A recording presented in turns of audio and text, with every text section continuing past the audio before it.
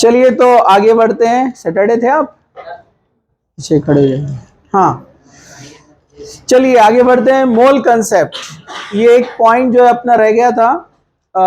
From basic concept, some basic concept in chemistry, जो पहला chapter था उसका रिवीजन लिया हमने। उसमें ये पार्ट रहा था मोल कंसेप्ट का। तो सब लोग जरा ध्यान से देखिए, आपके जितने भी कैलकुलेशन वाले पार्ट है फिजिकल में और इनऑर्गेनिक में, यहां पर ये काम आता है आपको, ठीक है। मोल कंसेप्ट, तो ये मोल बड़ा अनमोल है, इसलिए इसको ध्यान से देखना है। मोल क्या है? बड़ा अनमोल है। मोल एक यूनिट है, जैसे होता है डजन। डजन में कितने होते हैं? 12। बराबर है कि नहीं है? केले जरूरी नहीं, कुछ भी हो सकता है ना। हाँ, वैसे होता है रीम। रीम आता है ना पेपर का। हाँ, 12 पेजेस का रीम आता है या 24 का, अलग अलग रीम आते हैं ना। तो ये यूनिट्स है जो एक क्वांटिटी को क्या करते हैं? रिप्रेजेंट करते हैं।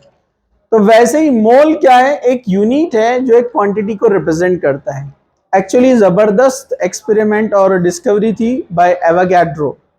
एवोगैड्रो ने क्या किया, जितने भी मॉलिक्यूल्स है, कंपाउंड्स है, उसके मॉलिक्यूलर मासेस से उसने कंपेयर करके देखा कि कितने नंबर ऑफ मॉलिक्यूल्स आ सकते हैं उसके ग्राम मॉलिक्यूलर वेट में।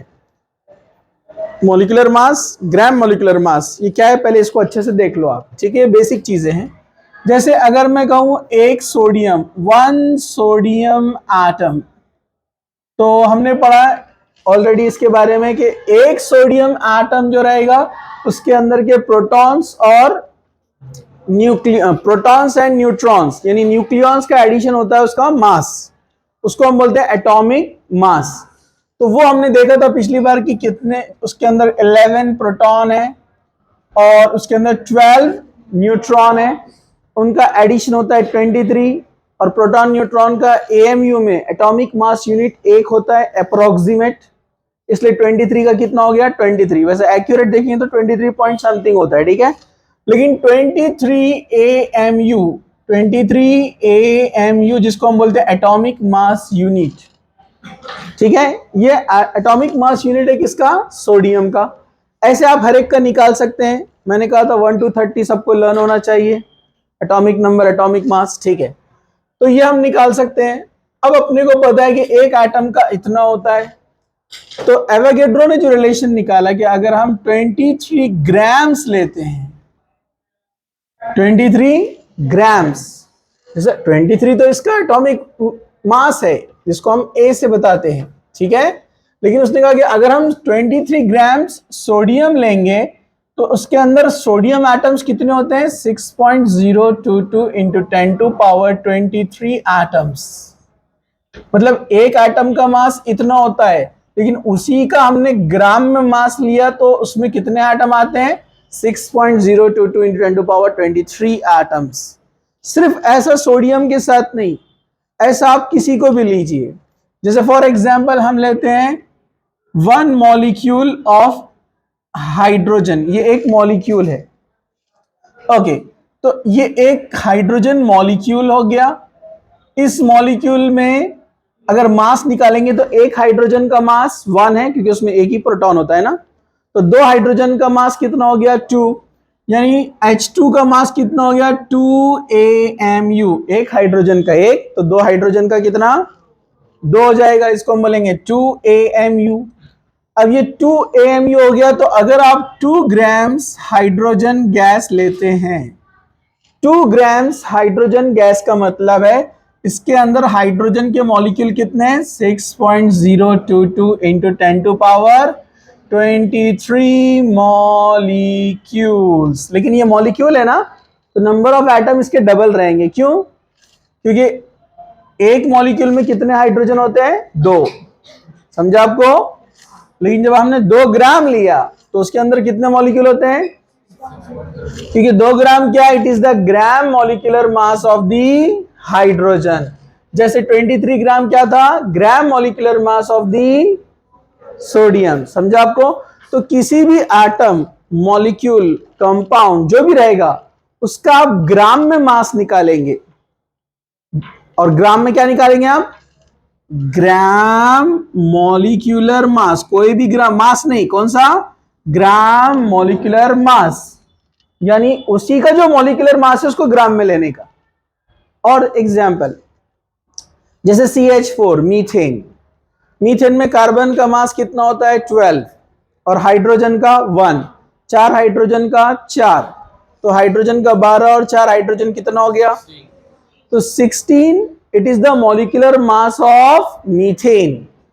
समझा आपको, 16 is the molecular mass of the methane. समझा आपको, तो 16 उसका मॉलिक्यूलर मास है AMU में, लेकिन जब हम 16 ग्राम गिन के मीथेन निकालेंगे तो उसमें मॉलिक्यूल कितने आएंगे, 6.022 इंटू 10 टू पावर 23। समझा आपको, ठीक है। तो ये आपको समझ में आना चाहिए ग्राम मॉलिक्यूलर मास क्या होता है। किसी भी मॉलिक्यूलर मास को आप ग्राम में लीजिए, वो बन जाता है ग्राम मॉलिक्यूलर मास। और किसी भी सब्सटेंस का जो ग्राम मॉलिक्यूलर मास होता है वो हमेशा क्या कहलाता है, 1 मोल। क्या कहलाता है वो, क्योंकि 1 मोल ये एक यूनिट है, और ये किस यूनिट को नाम दिया उसने, 6.022 into 10 to power 23 atoms, molecules, ions जो भी रहेंगे। समझा आपको, सिर्फ एटम, मॉलिक्यूल्स, आयंस नहीं, इलेक्ट्रॉन्स। अगर किसी ने कहा कि 1 मोल इलेक्ट्रॉन मतलब इतने इलेक्ट्रॉन। अब आप बोलेंगे ऐसे कैसे होता है कि हर एटम का सेम आता है, 1 मोल लिए तो इतने मॉलिक्यूल्स, आगे पीछे आता है अप्रोक्सीमेट, 6.022, 6.023, 6.024, 6.029, सबका अलग अलग है, ठीक है। लेकिन उसको एक एवरेज अप्रोक्सीमेट लिया एवोगैड्रो ने, 6.022 इंटू 10 टू पावर 23। समझा, तो एक एटम का मास अलग होता है, लेकिन उसी को आपने ग्राम में निकाला तो उसमें कितने एटम्स हो जाते हैं, 6.022 इंटू 10 टू पावर 23। समझा आपको, समझा क्या, एकदम सिंपल कंसेप्ट है, ठीक है। चलिए और थोड़ा सा बेसिक में आ जाते हैं हम। एटॉमिक में मास आपको समझ में आ गया, जैसे मैंने कहा सोडियम, सोडियम का एटॉमिक मास हो गया 23। समझा आपको, अगर मैंने लिखा 23 AMU, इसका मतलब क्या होगा, इसमें एक सोडियम है, 1 सोडियम। लेकिन अगर मैंने ऐसे लिखा सोडियम 23 ग्राम्स, अब मैंने ग्राम्स कहा ना, तो ये इसका क्या बन गया, ग्राम मॉलिक्यूलर मास या ग्राम एटॉमिक मास। समझा आपको, जब ग्राम में हम उसको लेते हैं तो अब उसमें कितने रहेंगे sodium, 6.022 into 10 to power 23 sodium. समझा, तो ये इंपॉर्टेंट है, बेसिक पॉइंट आपको समझना। चलिए, एक होता है एटॉमिक मास, एटॉमिक मास, जैसे एक सोडियम का एटॉमिक मास है 23 और उसका ग्राम मॉलिक्यूलर मास 23, जब आप बोलेंगे तो क्या बन जाएगा, 1 मोल। समझा आपको, एक होता है मॉलिक्यूलर मास, मॉलिक्यूलर मास यानी एक मॉलिक्यूल का मास, जैसे हम लेते हैं H2O, तो H2O में ऑक्सीजन का मास कितना होता है, 16, हाइड्रोजन का मास कितना होता है 1, लेकिन कितने हाइड्रोजन है 2, तो कितना हो जाएगा टोटल 2, तो 2 and 16 कितना हो जाएगा 18। सो 18 is the molecular mass of the H2O AMU में। समझा आपको, लेकिन जब हम 18 ग्राम H2O लेंगे तो उसमें कितने H2O रहेंगे, 6.022 इंटू 10 टू पावर 23। समझा आपको, ठीक है। चलिए और थोड़े बेसिक टर्म्स देखते हैं यहां पर, चलिए आगे बढ़ते हैं हम। एक होता है इंपेरिकल फॉर्मूला, मैंने ये डिटेल में बताया आपको, इंपेरिकल फॉर्मूला। इंपेरिकल फॉर्मूला क्या होता है, ये जो है किसी भी मॉलिक्यूल कंपाउंड का सिंपलेस्ट रेशो, क्या रहता है, सिंपलेस्ट रेशो, मतलब आप उसको अदर वर्ड में बोलेंगे सिंपलेस्ट रेशो, इसका यूज अपने को बहुत कम है, simplest ratio. Simplest ratio is called empirical formula. जैसे अगर मैं लिखूं यहां पर इंपेरिकल फॉर्मूला, जैसे मैं लिखता हूं यहां पर बेंजीन C6 H6 क्या होता है? C6H6 benzene. अब इसका सिंपलेस्ट रेशियो क्या आएगा? 1:1। This is the empirical formula कि अगर आप इसको सिंप्लीफाई करेंगे तो आंसर क्या आएगा? 6 कार्बन है, 6 हाइड्रोजन है, तो क्या आएगा? 1:1। 6/6 6/6। समझा आपको? कोई सुटेबल नंबर से आप उसको डिवाइड करेंगे तो सिंपलेस्ट नंबर जो आता है उसको बोलते हैं हम सिंपलेस्ट रेशियो, यानी empirical formula. Molecular formula, molecular formula, molecular formula क्या बताता है? It is the actual number of atoms present in the molecule. Actual number, जैसे अभी बेंजीन देखा हमने C6H6, तो C6H6 में आप देखेंगे कार्बन 6 है, हाइड्रोजन भी 6 है। So this is the molecular formula जो एक्चुअल नंबर ऑफ एटम बताता है। CH एक्चुअल नंबर बताता है ये?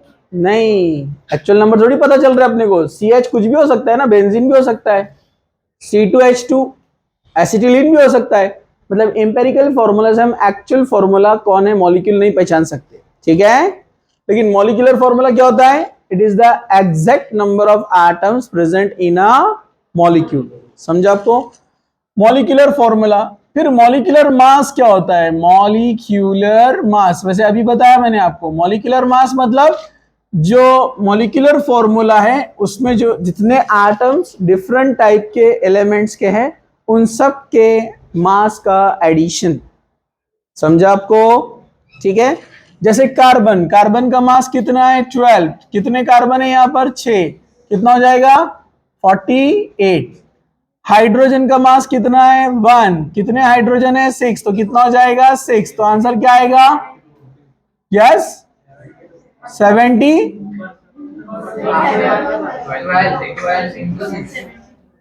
ऊपर कितना आया? सॉरी 72 और प्लस 6 कितना हो जाएगा? 78। हाँ बराबर, 12 6 72। तो टोटल आपने किया एडिशन, जो आएगा वो रहेगा मॉलिक्यूलर मास। मॉलिक्यूलर फॉर्मूले का जो मास रहेगा वो मॉलिक्यूलर मास। समझा आपको? तो ये AMU में आ गया, AMU में एटॉमिक मास यूनिट। लेकिन मैं कहूंगा जब 78 ग्राम्स ऑफ बेंजीन, तब इसमें मॉलिक्यूल कितने रहेंगे C6H6 के? 6.022 into 10 to power 23 molecules. This is Avogadro number. Avogadro number क्या कहते हैं इसको? Avogadro's number. Avogadro's number denote करते हैं N नॉट से, या N के नीचे कैपिटल A। आप किससे परमिशन से लेकर आए क्लास में? बाहर जाइए फास्ट।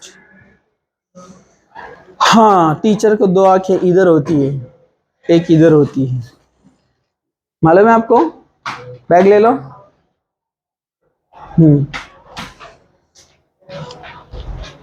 तो सब लोग जरा ध्यान से देखिए यहाँ पर। नीचे जाओ, बोलना उनको इरशाद सर से साइन लेकर आओ, ठीक है?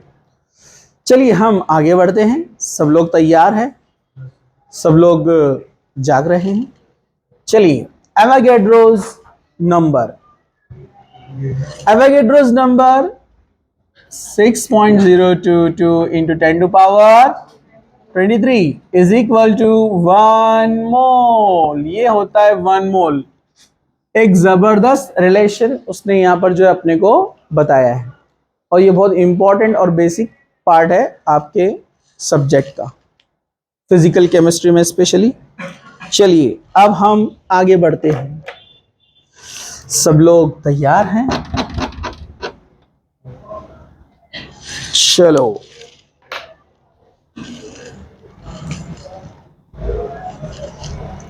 हाँ, अब यहां पर हम एक पॉइंट देखने वाले हैं, mass percentage. Mass percentage, okay? Mass percentage जरा ध्यान से देखिए। ये कॉन्सेंट्रेशन का एक यूनिट है जिसको हम बोलते हैं कॉन्सेंट्रेशन टर्म्स। क्या बोलते हैं? कॉन्सेंट्रेशन टर्म्स या कॉन्सेंट्रेशन एक्सप्रेशंस, इनको कॉन्सेंट्रेशन एक्सप्रेशंस भी कहा जाता है। जैसे फॉर एग्जांपल घर में चाय मीठी बन गई तो आप क्या बोलते हैं, चाय बनाए कि शरबत बनाए, तो बराबर है कि ना, ये एक्सप्रेस कर रहे हैं ना आप। अगर यहां पर रुको वहीं, ठीक है, अगर चाय फीकी बन गई तो आप क्या बोलते हैं, क्या फिक्की ढुस बनाए। वैसे ढुस वर्ड का से नहीं मालूम है, लेकिन आप उसको साथ में जोड़ते, ये एक्सप्रेशन है। फीकी बोले तो जस्ट फीकी, और फीकी ढुस बोले तो उसमें कुछ फीलिंग है, बहुत कम, मतलब अरे समझा क्या।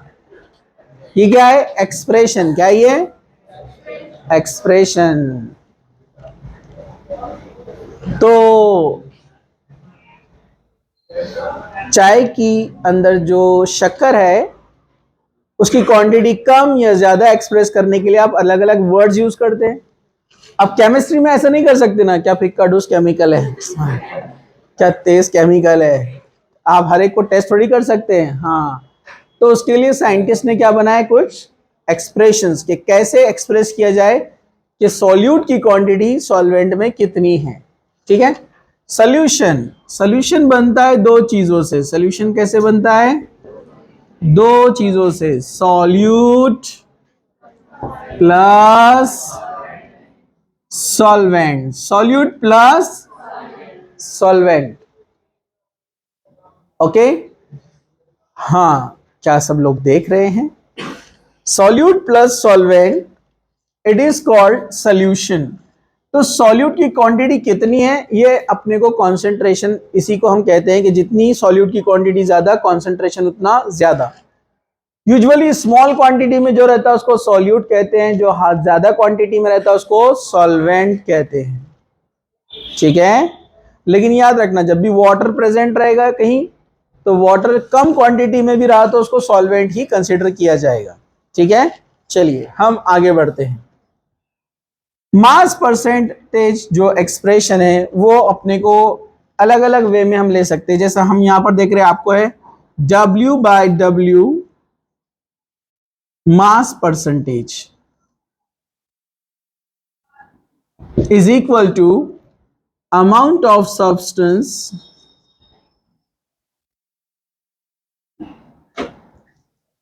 given upon total mass into 100। यह है मास परसेंटेज। इसको आप ऊपर वाले को ग्राम में लेंगे, इसको भी ग्राम में लेंगे, इससे निकलता है मास परसेंटेज। ठीक है, इसको बोलते हैं W/W। एक रहता है W/V, मतलब ऊपर वाला आपने लिया है क्या में, और नीचे टोटल क्या लिया है आपने, वॉल्यूम में। समझा आपको, ओके। दूसरा होता है V/V, ये सॉल्यूट का जो क्वांटिटी आपने क्या में लिया है, और टोटल जो क्वांटिटी है वो क्या में है, वॉल्यूम में। आपने देखा होगा जो आपकी गोली के टैबलेट्स के पैकेट्स रहते हैं उसके पीछे लिखा हुआ रहता है, कभी देखा आपने W/W, W/V, वहां परसेंटेज में बताया जाता है कितना यूज किया गया है। ठीक है, वो मिलीग्राम्स में होते हैं लेकिन होते हैं। ठीक है, तो अमाउंट ऑफ सब्सटेंस मतलब जो सॉल्यूट है आपने कितना लिया है, अपॉन टोटल, टोटल मतलब सॉल्यूट प्लस सॉल्वेंट। समझा क्या, तो सॉल्यूट प्लस सॉल्वेंट यानी टोटल मास आप नीचे लेंगे, ठीक है, ऊपर सॉल्यूट का मास। अगर सॉल्यूट आपने ग्राम में लिया है और टोटल भी नीचे ग्राम में लिया है तो बोलते हैं W/W। ऊपर लिया है आपने ग्राम में और नीचे टोटल वॉल्यूम आपने क्या में लिया है, मतलब आप बोलेंगे सॉल्वेंट लिक्विड है, उसमें आपने थोड़ा सा नमक डाल दिया तो अब क्या आएगा, वो W/V आएगा ना। पानी में डाले तो, अल्कोहल में डाला दवाई बनाने के लिए आपने कोई चीज, समझा आपको, वैसे ही होता है V/V, ये भी वॉल्यूम में ये भी वॉल्यूम में, सॉल्यूट भी और सॉल्वेंट भी। तो amount of solute into 100 upon total amount of solution. समझा, अरे बोलो ना, ये हो गया परसेंटेज। मैं इसके लिए आपको एग्जांपल्स के लिए दूंगा क्वेश्चंस, ठीक है, बहुत इजी है निकालना उसको। चलिए, हाँ, जैसे W/W अपने को परसेंटेज निकालना है, मैं लिखता हूं यहां पर क्वेश्चन 2 grams ऑफ, क्या लेते हैं, sodium chloride, 2 grams of sodium chloride in 100 ml of water. What will be the percentage composition? कितना रहेगा? आपने लिया 2 into 100 अपॉन, अरे बोला ना 102, क्योंकि ये इसका अप्रोक्सीमेट 1 लेंगे अपन यहाँ पर, ठीक है। कितना आएगा आंसर? अरे फटाफट सॉल्व करो ना। आप इसको ऐसे लिख सकते हैं ना, अभी फिलहाल के तौर पर +2 कर सकते हैं ऐसा। हाँ, तो आप पूरा ही लिख लो उसको। कितना आएगा? 1 पॉइंट के आसपास, बराबर है कि नहीं है? 1.9 के अप्रोक्सीमेट आएगा ये। तो this will be the percentage W/V। समझा आपको? वॉल्यूम लिया ना नीचे, अगर ग्राम में लिया तो नो प्रॉब्लम, वो आप उसको ग्राम में लिखेंगे, समझा आपको? तो W/V इस तरह से आप निकालेंगे। चलिए हम आगे बढ़ते हैं। एक यूनिट है, एक और एक कॉन्सेंट्रेशन का टर्म है, वो है मोलैरिटी। क्या है? मोलैरिटी। तो इधर देख, इधर इधर इधर इधर इधर, हाँ, ये ऐसे करके बातें मत करो। ऐसी कौन बात करता है? अरे आप लोग ही बोल रहे, मैंने बोला कुछ नहीं, दुल्हन बोल रहे हो। इधर देखो, इधर सब लोग। हाँ, आप लोगों को अच्छा एक्सपीरियंस है, अभी कुछ हुआ नहीं आपका। मोबाइल का असर है, बराबर है ना? हाँ, अच्छी मालूमात है बच्चों को, बराबर के लिए। हाँ, चलिए सब लोग जाग रहे? Very good. इकड़े बगा इकड़े। हाँ, हम आगे बढ़ते हैं। Molarity, molarity represented by capital M। Molarity को कैसे बताते हैं? Capital M, small n upon V। इसका मतलब है number of moles. What is n? Number of moles. Moles की पूरी कहानी पढ़ रहे अपन यहां जब से, समझा आपको? ठीक है, n is number of moles per unit volume, is called molarity. Number of moles of a solute in per unit volume of a solution. Per unit volume मतलब वॉल्यूम की क्वांटिटी, यूनिट चेंज हो सकता है ना, इसलिए बोल रहे हैं हम। या सिंपल वे में अगर समझने के लिए बोले तो हम उसको क्या बोलेंगे? Number of moles of solute in 1 litre of solution. Last time इधर देखो जरा ध्यान से, बाद में बात करते हैं अपन, जरा देखो अभी इधर कॉन्सेंट्रेशन, ठीक है? Okay, so what is molarity? Number of moles in 1 litre solution. ये शॉर्ट में समझाने के लिए बोल रहा हूं मैं, एग्जैक्ट डेफिनेशन नहीं है, याद रखने के लिए आसान। Number of moles of solute in 1 litre of solution, solution में टोटल आ जाता है, ठीक है? ओके, चलिए हम आगे बढ़ते। जैसे फॉर एग्जांपल मैं कहता हूं 58 ग्राम्स ऑफ सोडियम क्लोराइड। कितना लिया? 58 gram of sodium chloride in 1000 ml। 1000 ml। What will be the molarity? उसने बोला कि मोलैरिटी क्या है, पहचानो। तो सबसे पहले अपने को उसने ग्राम में सोडियम क्लोराइड का वेट दिया है, उसने अपने को यहां पर ये नहीं बताया कि इसके नंबर ऑफ मोल्स कितने हैं, लेकिन हम नंबर ऑफ मोल्स निकाल सकते हैं। नंबर ऑफ मोल्स कैसे निकाल सकते हैं, जरा ध्यान से देखो, ठीक है? Number of moles and number of moles number of moles small n, या डायरेक्ट बताता हूं पूरा पहले, number of moles is equal to, आपके समझने के लिए आसान, गिवन मास, नहीं ऐसे नहीं बोलेंगे इसको, हम थोड़ा ऐसे बोलेंगे इसको,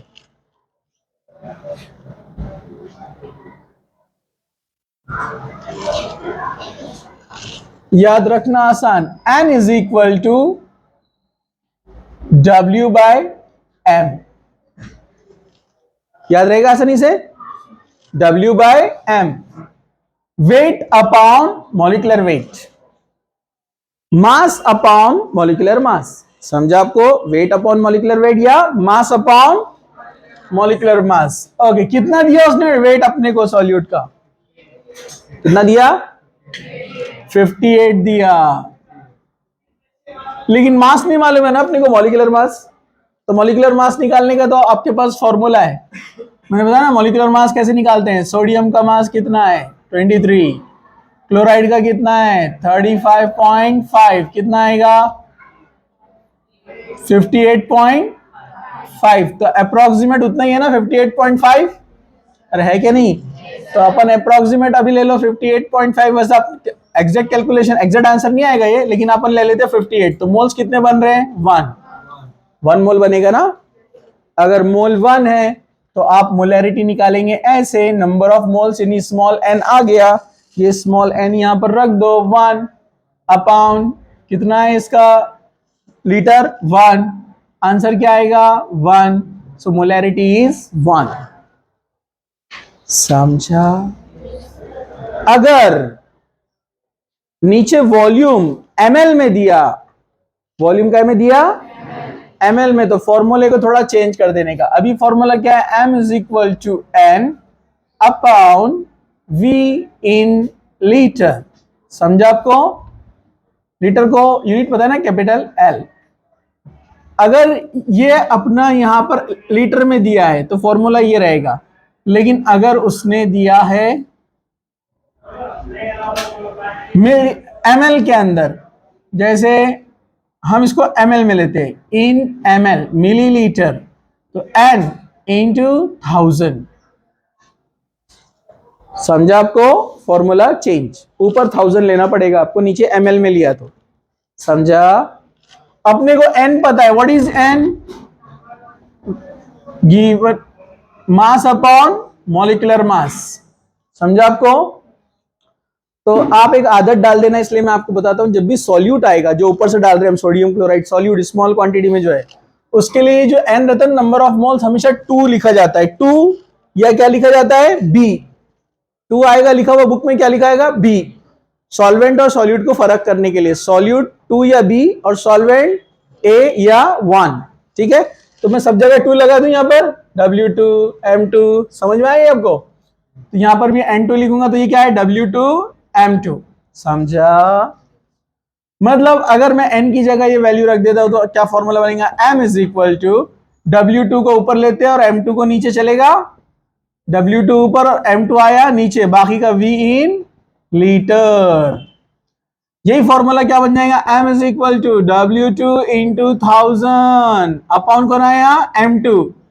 इंटू V इन, अरे ml मिलीलीटर, तो ये फॉर्मूला मोलैरिटी के लिए हो गया, समझा क्या, अरे बोले ना, सिंपल, कुछ मुश्किल,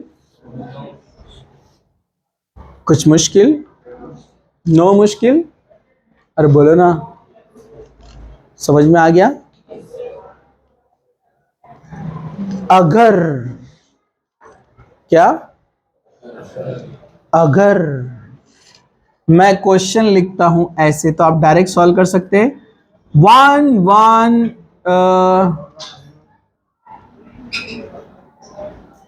एक काम करते हैं, हम एक क्वेश्चन लेते हैं, उसके लिए थोड़ा सोचना पड़ेगा, समझो फॉर एग्जाम्पल ये रहेगा अपना,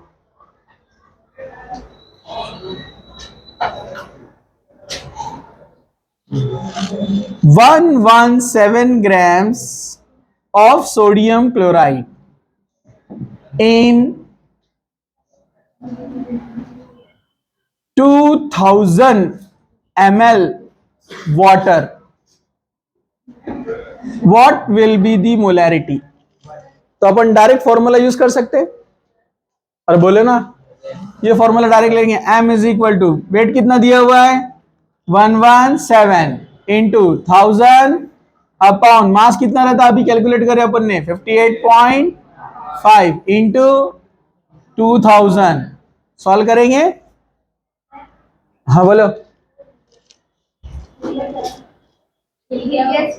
कौन दिख रहा है, कैसे, अच्छा वहां तक नहीं आ रहा है क्या, अच्छा अच्छा ठीक है, अपन उसको थोड़ा सा एडजस्ट कर लेंगे। हाउ, हिला कैसे वो, ओके चलो इधर देखो, नाउ सी हियर, तो आप इसको सॉल्व करेंगे, ये 1 और ये 2 ये इससे मल्टीप्लाई करेंगे तो कितना आएगा 117 आंसर 1, अगेन मोलैरिटी कितनी आ गई 1। कुछ मुश्किल, नो मुश्किल। एक और एक एक्सप्रेशन का टर्म है यहां पर, वो है मोलैलिटी, मोलैलिटी, मोलैलिटी। ओए क्या बात कर रहे, इधर देखो, मोलैलिटी, ये मोलैरिटी से हटकर है थोड़ा सा, ये एक स्टैंडर्ड टर्म है मोलैलिटी। मोलैलिटी में क्या होगा, number of moles of solute in 1 kilogram of solvent. Molarity में क्या था नीचे 1 लीटर ऑफ सॉल्यूशन, एक तो वॉल्यूम था, दूसरा सॉल्यूशन का था टोटल, ठीक है ओके। लेकिन यहां पर क्या बात कर रहे हैं हम, सॉल्वेंट, सॉल्वेंट ले रहे हैं और काय में ले रहे हैं किलोग्राम, मतलब मास, समझा आपको, अरे काय में लिया हमने किलोग्राम, मतलब वेट लिया ना, अरे बोलो ना, चलो तो मोलैरिटी इसको स्मॉल m से बताते हैं, small m is equal to n2 number of moles of solute, number of moles of solute upon weight मतलब W, अब सॉल्वेंट का है तो 1 लिखेंगे ना अपन, अरे बोलो ना, weight of solvent in KG, समझा, सेम वही कंडीशन, किलोग्राम का ग्राम लिया तो ऊपर क्या लेना पड़ेगा 1000, तो m is equal to n2 into 1000 upon W1 in gram, समझा, अरे समझा क्या, वही N2 पर मतलब कौन होता है W2 बाय M2, मतलब फॉर्मूला ऐसे लिख सकते हैं हम, small m is equal to W2 upon W2 into 1000 upon M2 into W1 in gram. तो शॉर्ट में उसको ऐसे लिखते हैं समझ जाने का, 1000 आ गया मतलब समझ जाना नीचे ग्राम में, समझा आपको, तो समझ में आ गया, कुछ मुश्किल, नो मुश्किल, एग्जाम्पल दिया तो आप सॉल्व कर सकते हैं, ठीक है।